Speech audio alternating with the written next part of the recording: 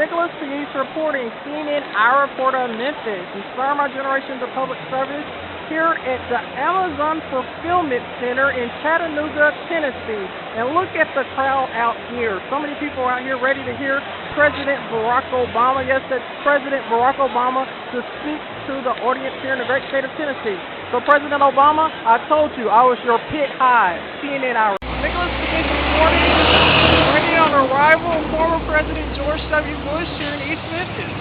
Good morning. CNN, our report on Memphis.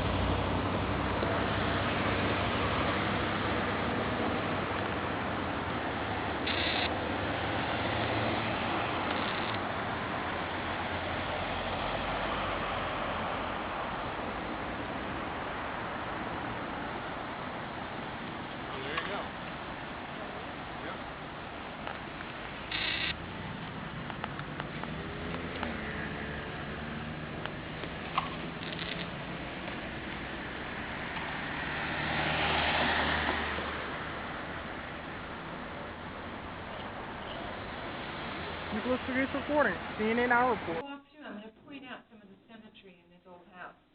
But let's go back first of all. Memphis was laid out as a city in 1817, and at that time this was a very rough river town. To live here, if you were a female, you had to be tough. And it is, though, a good location. The Chickasaw Indians knew the best real estate. This is on one of the 7 Chickasaw bluffs, so it's elevated enough away from flooding.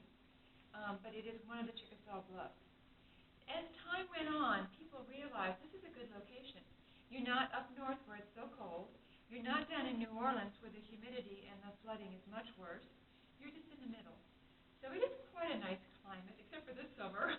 This summer was pretty awful. It can be very warm here. But anyway, people started to move in to the city because they knew they could ship goods up and down the river. Great transportation in this area.